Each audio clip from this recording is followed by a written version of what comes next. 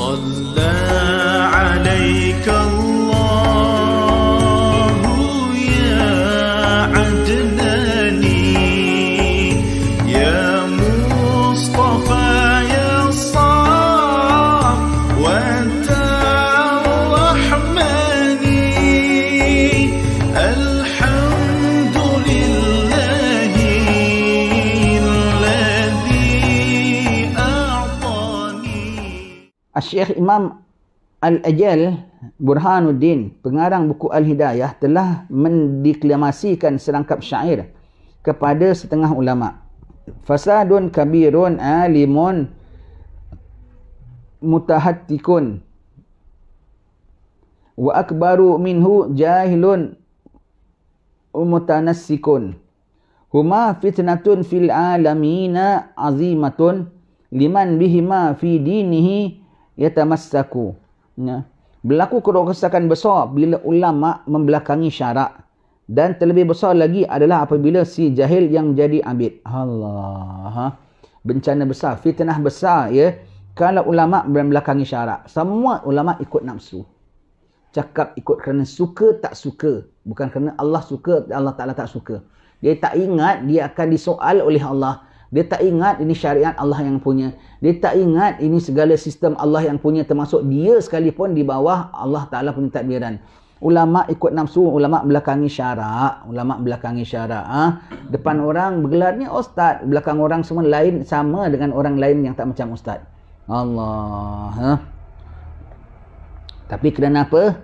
Dia gelarnya ulama, dia boleh bidas ulama lain. Dia rasa dia ada authority. Na'udzubillah ya. Dan yang terlebih besar lagi adalah apabila orang jahil yang jadi abid, kuat ibadat tapi jahil. Meripik tau ibadatnya tau. Alamak, susah aku nak cakap. Susah aku nak cakap. Aku cakap nanti jadi jengkel, jadi marah. Yang ada jadi gaduh. Nanti jadi gaduh. Oh, kita dimestikan zikir sekian banyak.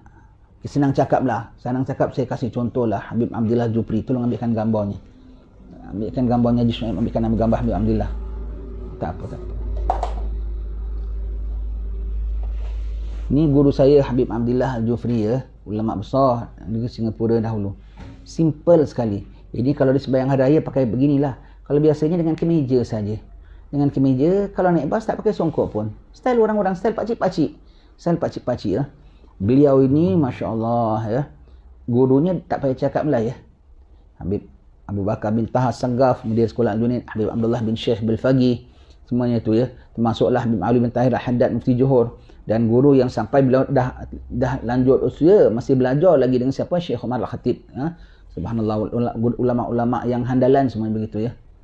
Beliau mengatakan ya, ini saya cakap diri saya, ini saya cakap apa yang guru saya cakap. Awak nak dengar, awak tak dengar awak punya pasal. Kalau awak rasa awak punya level lain, awak sukalah kita ukur baju badan kita sendiri. Yang kita cakap ni ukuran yang guru saya sebut tentang ukuran dia, dan saya pakai ukuran dia. Apa dia mengatakan? Saya terjumlah orang yang tak layak nak ikut tarikat-tarikat yang rasmi. Sebab setahu saya tarikat-tarikat yang rasmi ni dia mestikan zikir yang sekian, amalan yang sekian, tak boleh sedikit, dan itu semua adalah bagus. Itulah bagus.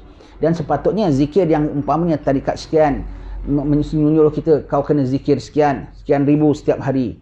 Kau kena buat amalan sekian. Amalan dan itu semuanya sepatutnya ialah on top of whatever yang sudah memang masyru', yang sudah memang tidak ditinggal oleh Nabi. Bukan replacement, bukan gantian. Awak mesti zikir la ilaha illallah 3000 kali. Awak mesti zikir selawat 1000 kali, 3000 kali umpamanya. Itu semua adalah dibuat sebagai tambahan daripada apa yang memang tidak ditinggalkan oleh Nabi, yang termasuk dalam kitab-kitab fiqah yang orang tak ikut tarikat pun pegang. Selepas sembahyang, subhanallah, 33. Itu jangan kau tinggal. Kemudian nak tidur baca Bismillahirrahmanirrahim, baca Bismillahirrahmanirrahim 21 kali.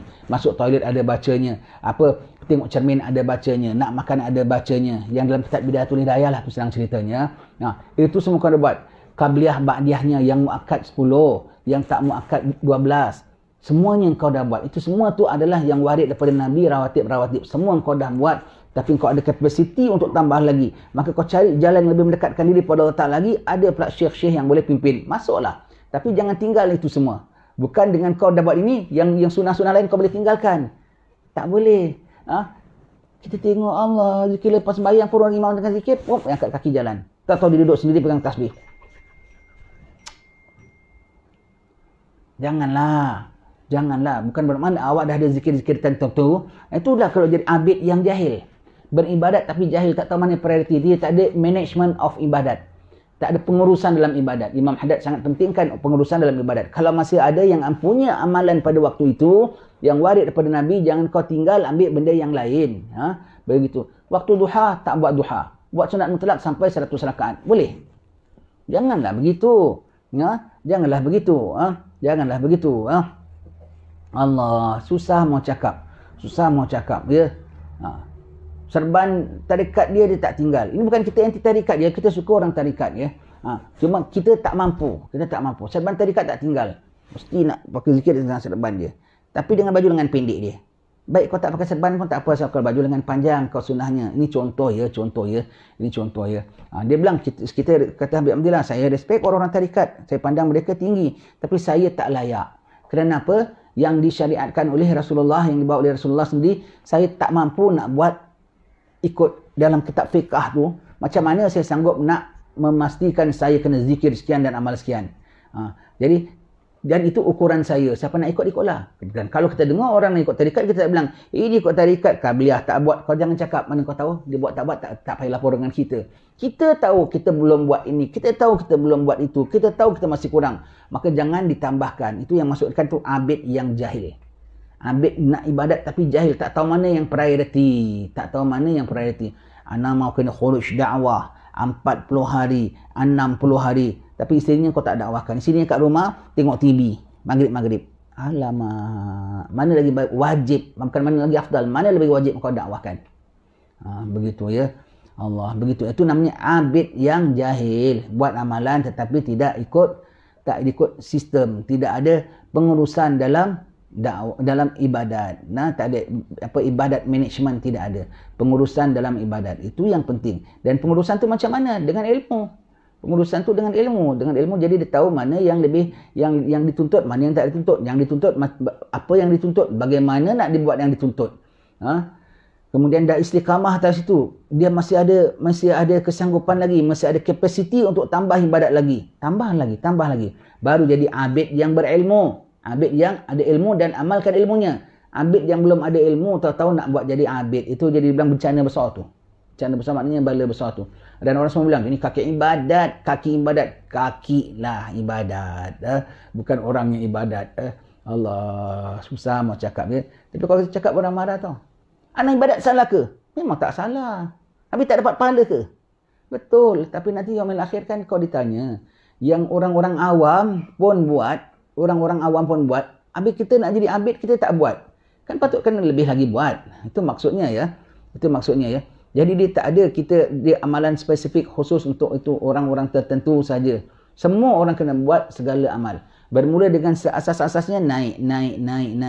Sampai Imam Ghazali mengatakan, kalau kau tengok orang dalam kitab Bidatul Hidayah ya, tentang adab-adab masuk toilet saja, Imam Ghazali ada mengatakan ya, dalam kitab tu selalu kalau guru-guru kita sampai bab itu, kitab Bidatul Hidayah mesti sebut.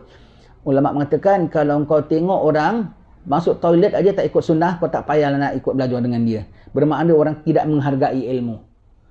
Itu paling basic kan. Masuk toilet kan tempat paling kotor kan.